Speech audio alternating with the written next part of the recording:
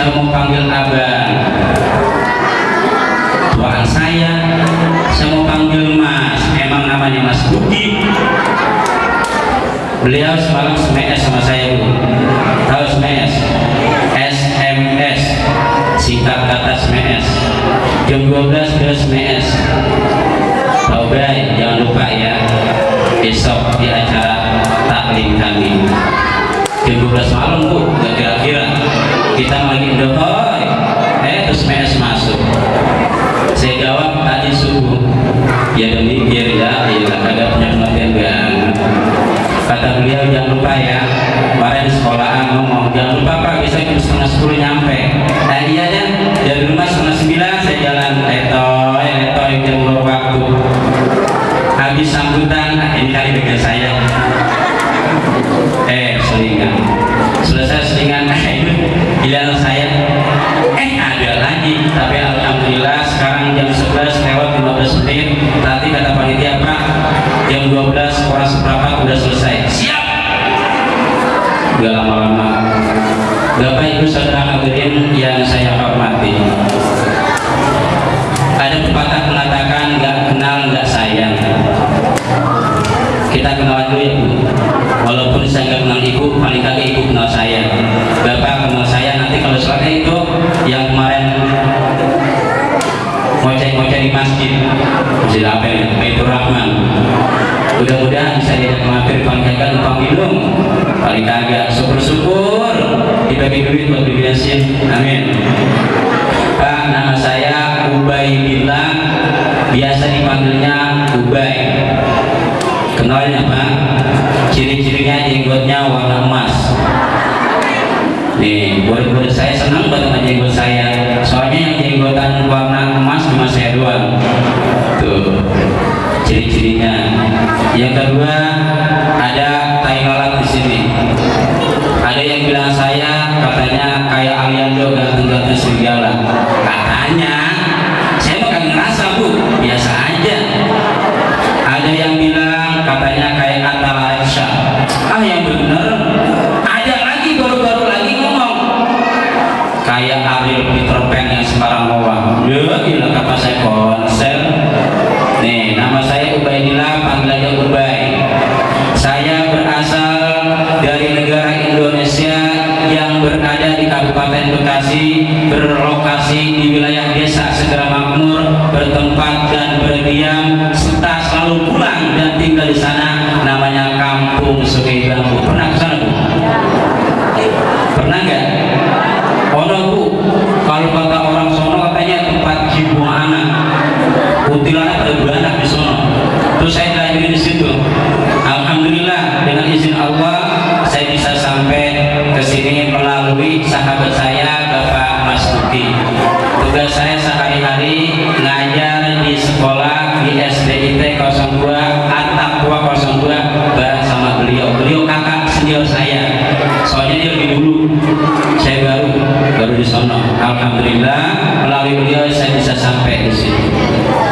Bapak Ibu saudara hadirin rahimakumullah.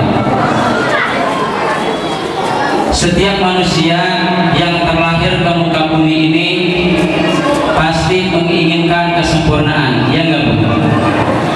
Bu, Ibu pernah nggak janji sama Allah, ya Allah, nanti kalau saya lahir di dunia biarin dah saya jadi orang susah, mau nggak? Biarin dah ya Allah, saya nggak punya baba, saya rela biarin kayak Nabi Muhammad, mau kayak gitu? Nggak ada. Setiap kita pasti terlahir dengan kondisi sempurna, orang tua komplit, semua serba ada. Nih, makanya kita yang punya orang tua komplit, hormatin orang tua. Nih, kita yang punya anak dikasih karunia sama Allah berupa anak, jaga ini amanat Allah. Di hadapan kita ini ada sebuah tamsil, ada sebuah contoh yang harus selalu kita ikutin. Nih, anak yatim. Anak yatim memang bapaknya sudah nggak ada, babaknya sudah nggak ada. Kita sebagai orang tuanya, jangan sampai di anak naprak mana tahu sambil jalan dia nyanyi, babak mana, babak mana.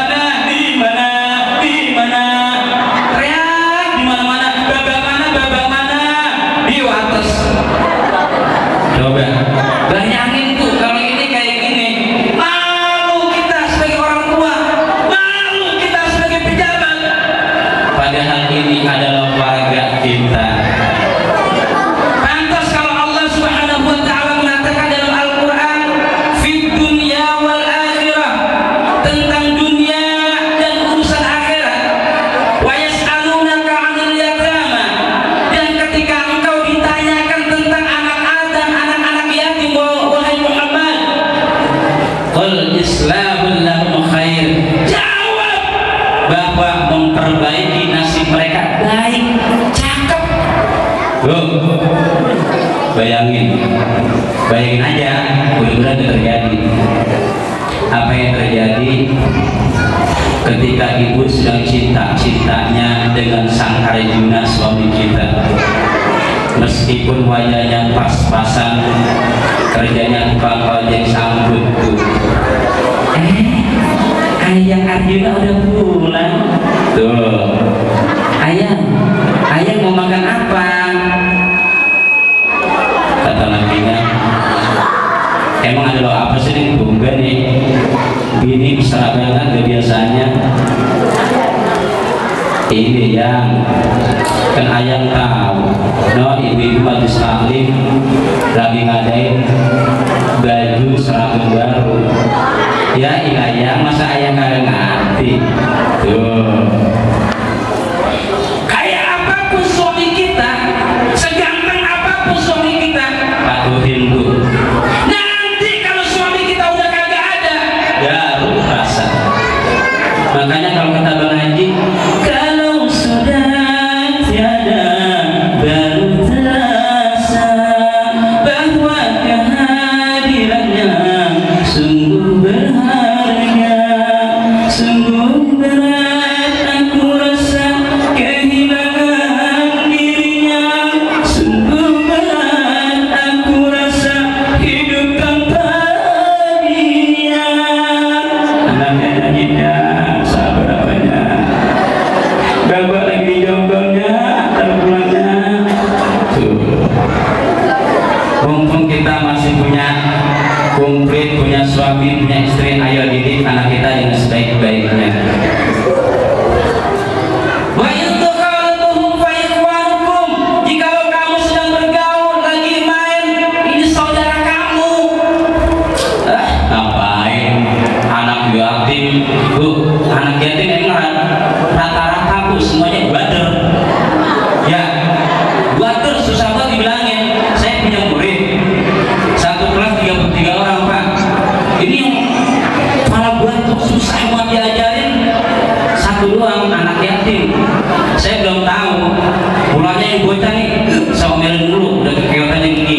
Begitu kata emaknya, Pak, ini mohon maaf, kata emaknya, anak saya anak yatim. Bener Bu? Iya Pak. Ya Allah dalam hati, kapan kesempatan menikah? Tuh, jangan ya. Biar dia bukan saudara kita, biar dia bukan orang lain. Allah katakan, wa in takhalatuhum fa ikhwanakum, jikalau kamu bergaul, ini saudara kamu semua. Bela, cukupi kebutuhannya, kasih biaya pendidikannya, nanti Allah yang bakal ganti. Wallahu ya'lamul mufsida minal muslih. Allah maha mengetahui orang-orang yang berbuat kebaikan dan orang-orang yang berbuat kerusakan. Walau sya'allahu la'anatakum, jikalau seandainya Allah menghendaki dibikin kamu semua susah. Kalau hidup udah susah, mau kemana pun kita lari. Susah bukan berarti harta banyak, nggak punya duit. Nih, di sini sakitnya, BBM naik, pas ada lagu sakitnya di sini, udah gak ngaso-ngaso. Tadi saya bangun tidur, tetangga saya kayak pernah dengar lagunya, udah nyetel lagu, sakitnya aku di sini, kau sayang aku. Lakinya pulang ojek bawa dia cuma 10.000, ya sakit dari sini, mana cukup 10.000. Nih, kasih Bu, jangan ibu mikir, nih kalau duit saya punya duit 10.000, saya mau sedekahin, dari mana entar saya beli beras, ya entar Allah yang kasih kita beras, jangan kita mikir pakai ini. Matematika manusia, 1 ditambah 1 satu jadi dua, dua ditambah dua jadi empat. Matematika Allah, satu tambah satu jadi 10. Man jaa bil hasanati falahu asyru amsalha. Siapa aja yang berbuat satu kebaikan dikasih 10 sama Allah. Ibu nggak percaya? Coba Bu. Nih, entar selawatan nih. Habis saya ceramah, selawatan. Kalau ibu nggak percaya, kasih duit 1.000, ibu sedekah 10.000, nanti Allah balas 1 juta. Percaya? Nih gaji Allah. Mathalul ladzina yunfiquna amwalahum fi sabilillahi kamathali habbatin ambatat sab'a sanabil fi kulli sumbulatin mi'atu habbah. Perumpamaan orang yang bersedekah, orang yang gemar bersedekah, ini kata Allah diumpamakan. Bukan kata Ubay. Ubay cuma nyampein ayat Allah. Nih, mungkin ada ibu yang sehari-harinya repot sama anak kepada profesor dapur. Mungkin ada bapak, mohon maaf, yang sehari-harinya sibuk dengan pekerjaannya juga jarang baca Al-Quran. Nih Ubay ngasih tahu Pak, Allah ngasih janji, Allah ngasih jaminan. Kata Allah, perumpamaan orang yang bersedekah di jalan Allah bagaikan satu biji yang kamu tanam, kemudian dari satu biji ini tumbuh 7 cabang. Fi kulli sumbulatin mi'atu habbah. Dari masing-masing cabang ini tumbuh 100 biji. Bayangin Pak. Makanya kalau orang rajin sedekah, kagak ada ceritanya. Orang rajin sedekah, orang yang kagak pelit hidupnya karat, gak ada. Falyazdan terus bertambah rezekinya. Bener. Ubay Pak, Ubay udah sering ngerasain. Iya.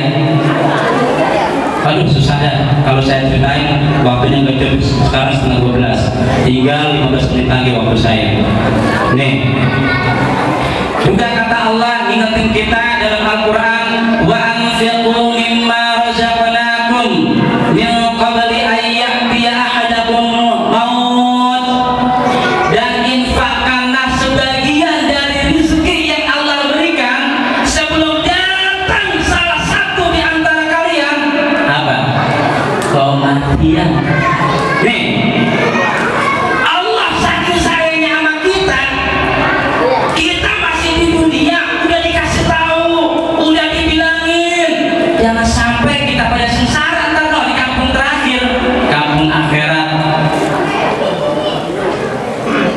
Fayaqulu, maka kemudian dia berkata dengan sangat menyesal, Rabbi laula akhartani ila ajalin qarib. Wahai Tuhanku, berikanlah aku waktu sebentar saja. Fa as-saddaqa wa akum minas shalihin. Maka aku akan bersedekah dan aku akan menjadi hamba-Mu yang saleh. Wa la ya'khirallahu, tapi Allah tidak akan pernah menunda. Idza jaa ajaluhum, apabila ajal kalian udah nyampe. Nih, jangan macam-macam Pak sama Allah. Kita sering kalau beli barang, beli HP, ada tulisannya Made in Japan. Kita beli mobil, ada tulisannya Made in China, buatan Cina. Pak, Bu, tahu nggak? Kita juga punya label. Tahu? Tahu nggak Bu? Kita punya label. Bukti bahwa kita ciptaan Allah. Tahu? Saya kasih tahu ya. Mudah-mudahan bermanfaat dan kasih tahu sama tetangga teman-temannya. Terkadang ketika ada keanehan-keanehan, kita semua pada takjub. Saya pernah lihat di internet, ada orang telinganya ada lafal Allah, ada orang di lidahnya ada lafal Allah, ada pohonan bertuliskan lafal Allah. Padahal di setiap diri kita ini ada lafal Allah yang senantiasa menemani keadaan kita. Lihat, jari kita. Di jari kita ada 5. Ini alif, ini lamnya, ini ha. Coba gambar ya. Gambar nanti di rumah. Alif, lam, ini ha. Allah. Bukti bahwa sholat adalah perintah Allah. Ada berapa kita sholat dalam sehari semalam? 5. Ada berapa jari kita? Ayo, mau kemana kita tadi? Apalagi, Pak? Ayo, buka tangan kirinya. Lihat, Bu, lihat tangan kirinya. Setiap manusia, siapapun dia, apapun agamanya, ini punya guratan yang sama, made in Allah. Lihat di tangan kiri kita ada angka, ini angka 8, ini angka 1, bahasa Arab. Pak, lihat tangan kita. Tangan kiri kita ada angka Arab bertuliskan 81. Buka sekarang tangan kanan. Nih, tangan kanan ada angka sebaliknya. Ini ada angka Arab 18. Sekarang saya yakin ibu pasti bisa. 18 ditambah 81 berapa? Pinter. Anak siapa nih? Pinter, cakep, pinter, soleha lagi. Bu, kalau punya anak lagi cakep. Nih, di tangan kiri kita ada angka 81, di sini ada angka sebaliknya 18. Kalau dijumlah, jumlahnya 99 Asmaul Husna. Nih, made in Allah diri kita. Makanya dalam surat Al-Mursalat Allah katakan, alam nakhluqkum min ma'in mahin. Tidakkah kamu ketahui kalau kamu semua diciptakan dari air yang hina? Min ma'in mahin, dari air yang hina. Nih, faja'alnahu fi qararin makin. Kemudian kami taruh, kami letakkan di tempat yang kokoh. Di mana? Di rahim. Jangan nanya laki, tanya ibu-ibu yang pernah ngandung. Kayak apa? Nih. Sampai kapan? Ila qadarin ma'lum, sampai waktu yang ditentukan.